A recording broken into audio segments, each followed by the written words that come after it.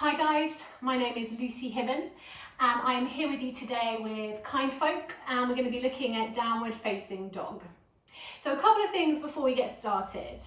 Number one, we are all very different in the way that we are made up. We're all different shapes and sizes, and what works for one person won't necessarily work for another person.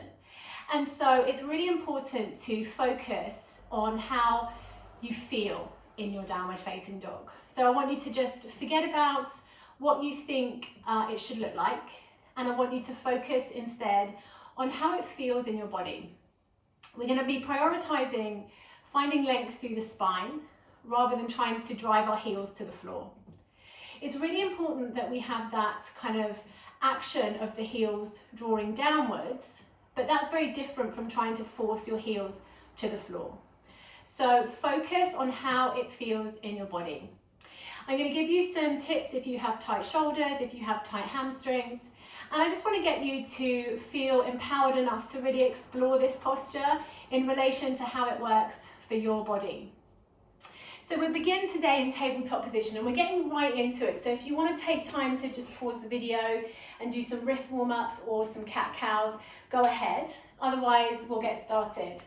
So focusing on being active right from the get-go, I want you to just spread your fingers nice and wide and then place them down onto the mat in a really active way. So immediately you start gripping through the floor. So that is just preparing our wrists to take the weight of the body by being really active in the hands. So press your fingertips down onto the floor, press your knuckles down onto your floor. And I have spread my hands shoulder distance apart. I've placed them down shoulder distance apart, which is a really good place to start. If you are tight in the shoulders, feel free to take your hands a little bit wider. Again, if you're tight in the shoulders or you suffer from any wrist pain, what you might find is really nice in this posture is to use blocks underneath your hands. And we'll do one with blocks in a little bit. Feel free to use them from the start if you want to. So let's come back to this tabletop position. So hands spread, fingertips pressing down, knuckles pressing down. Get really grippy through your hands and feel like you're almost suctioning up through your palms. Good stuff. Now from here, you might have been told that you need to get your index finger to the 12 o'clock position. And again, that's going to work for some people, but it's not going to work for everyone. So if you feel like you need to turn your palms out, your fingers out slightly, that's absolutely fine. The key thing is to find an easy, consistent pressure through both palms when you're in your downward facing dog. So, arms active. So really activate through your arms. Draw your triceps, sort of feel like you're squeezing your triceps towards each other, so your upper arm bones externally rotate. Draw your navel in towards your spine. Another key thing in downward facing dog is to make sure your core is active. So we're going to draw the navel in and slightly up, and then find a high plank position. So nice and strong here, keep pushing the floor away with the hands. Slowly start to lift your hips up towards the sky and keep your knees nice and soft. So we're going to start with a bent knee, downward facing dog. So if you have tight hamstrings, oh, hello tight hamstrings, my old friend, right?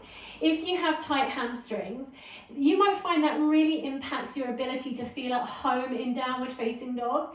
So I want to say right from the start, keep your knees bent. You can still have that feeling of the heels reaching down towards the floor, but with the knees bent, you're going to be able to prioritize finding length through your spine. Good, and just start to pedal out your feet. So bending into one knee and then the other knee. Now my feet are hip distance apart here. So you might feel that you need to take your feet slightly wider or slightly closer together. Again, it depends on how your body feels here. So feel free to have a play with your foot position. General rule of thumb is hip distance, and then come to stillness. Soften your knees, and once again, drive through the arms. Send your sitting bones high up towards the sky. Again, keep drawing the navel in and up, so you're nice and firm through your core. Good, now think about your shoulders for a moment. You want to feel your shoulder blades spreading and moving down your back towards your hips so that you've got lots of space in between your shoulders and your ears. Good, and then slowly come down to your knees. Tuck your toes or just sit back on your heels and just shake it off, shake off your wrists. Good, so round one, thinking about using the activated arms to help take weight out of the wrists. Thinking about drawing the navel in and up, sending the hips nice and high, and keeping the knees soft. Be generous with that bend in your knee if you have tight hamstrings. It's honestly going to help you find that space and length through the back of your body. It's just going to make it feel a whole lot better for you. So let's take another round of our downward facing dog. So again, come back to tabletop position. Actively grip the floor with your hands and then step back to your high plank. Lift your navel, firm your thighs, and then send the hips up and back, finding that downward facing dog position once more. Good, so here this time, if you feel like you've got the space, allow your legs to straighten and your heels to become heavy. Remember, they do not need to touch the floor. See if you can relax your ankles, but then go ahead and firm your upper thighs, your quads, so you feel the quads lifting away from the kneecap. Good, and then once again, see if you can take those sitting bones even higher.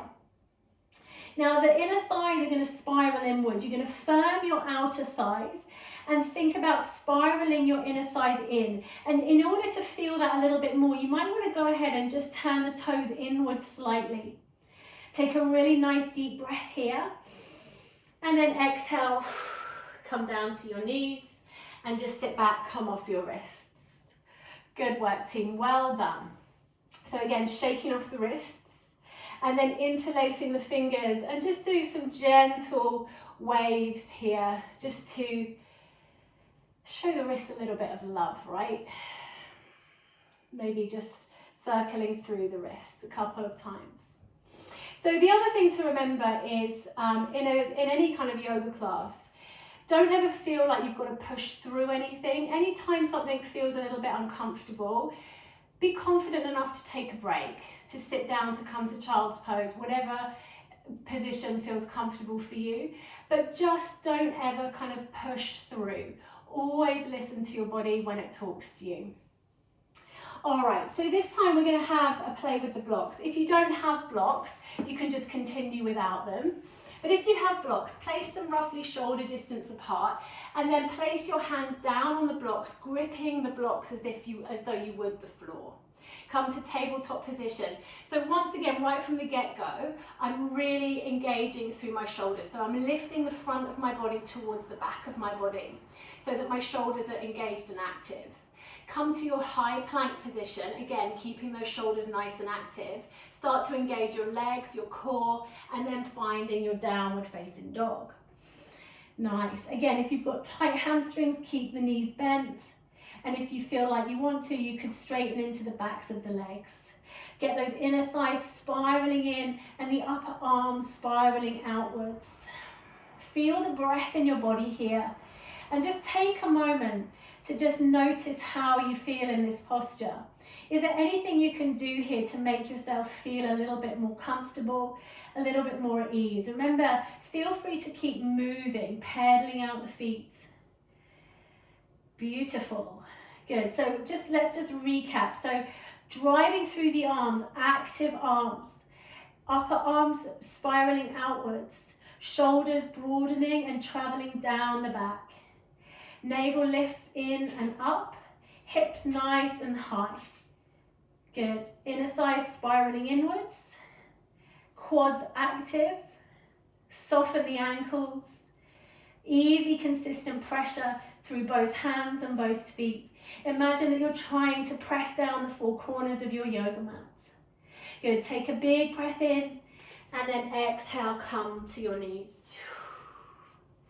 Good work, everyone. Well done. So we'll leave it there for now, but hopefully you found this video helpful. Remember, we're all different. What works for one person may not work for the next person. Take your time, explore the posture, be curious, and be safe. Thank you so much for watching, and I'll see you again really soon.